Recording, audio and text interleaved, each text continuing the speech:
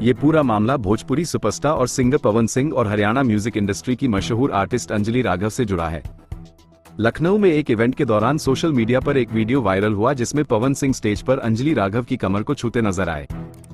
इस दौरान अंजलि साफ तौर पर असहज दिखी। यही नहीं, पवन सिंह ने बार बार वही हरकत दोहराई।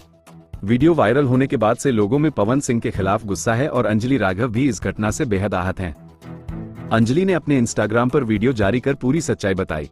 उन्होंने कहा कि जब वो स्टेज पर पब्लिक से बात कर रही थी तभी पवन सिंह ने बार बार टच किया। पहले उन्होंने सोचा कि शायद उनकी ड्रेस का टैग दिख रहा होगा इसलिए इग्नोर कर दिया, लेकिन बाद में जब अपनी टीम से पूछा तो पता चला कि ऐसा कुछ भी नहीं था। अंजलि ने कहा कि यह उनके लिए बेहद अपमानजनक अनुभव था और उन्हें गुस्सा और रोना भी आया। वो बोली, बिना परमिशन किसी भी लड़की को छूना बहुत गलत है और इस तरह से टच करना तो हद से ज्यादा गलत है। उन्होंने ये भी कहा कि कुछ लोग सोशल मीडिया पर उन्हें ही गलत ठहराने लगे कि वो हंस रही थी या मजे ले रही थी। इस पर अंजलि ने कहा, क्या पब्लिक में कोई मुझे इस तरह टच करेगा तो मुझे मजा आएगा। उन्होंने ये भी खुलासा किया कि जब वो इस घटना पर कुछ लिखना चाहती थी तो उन्हें चेतावनी मिली कि पवन सिंह की पीआर टीम बहुत स्ट्रांग है और वो उल्टा उनके खिलाफ लिख सकती है। इसी वजह से उन्होंने चुप्पी साध ली, लेकिन मामला अब और बढ़ गया है। वहीं पवन सिंह की तरफ से अब तक कोई साफ बयान नहीं आया है।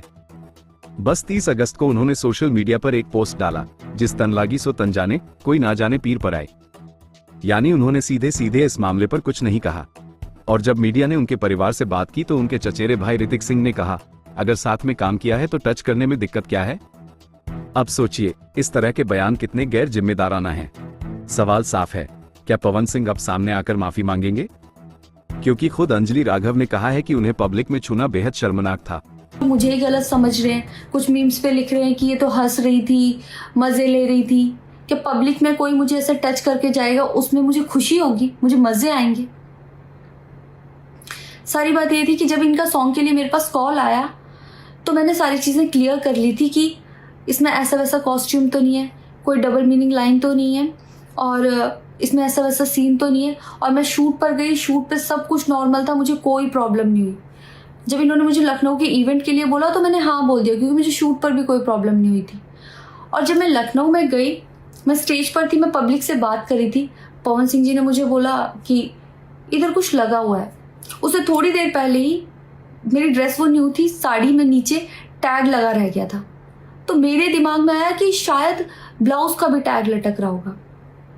मैं हंसकर उस चीज़ को दबा रही थी कि अगर मेरा टैग लगा भी है तो वो चीज़ जिस टाइम मैं पब्लिक से माइक में बात कर रही हूँ उस टाइम ना बोल के साइड में भी बोली जा सकती है, इसलिए मैं उस चीज़ को उस टाइम पे दबा रही थी। मैंने हंस के टाला, अवॉइड किया और फिर दोबारा बात करने लगी।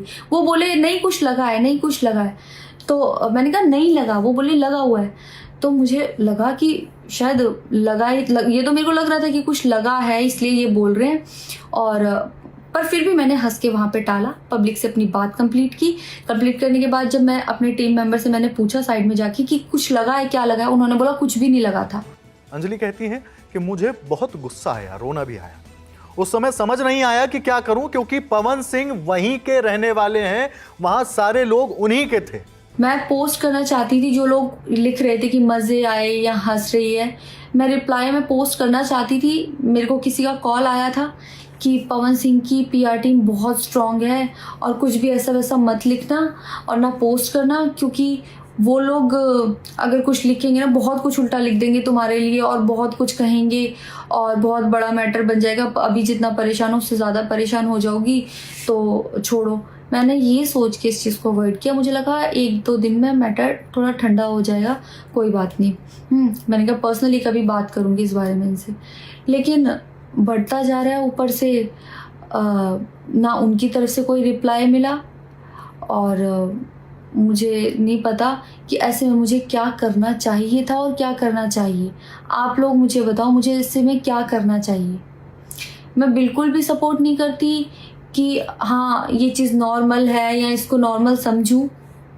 किसी भी लड़की को उसके बिना परमिशन के टच करना ही पहली बात बहुत गलत है, और फिर इस तरीके से टच करना तो हद से ज़्यादा गलत है। अगर आपको हमारे चैनल की वीडियो पसंद आई हो तो उसे लाइक, शेयर और सब्सक्राइब करना न भूलें।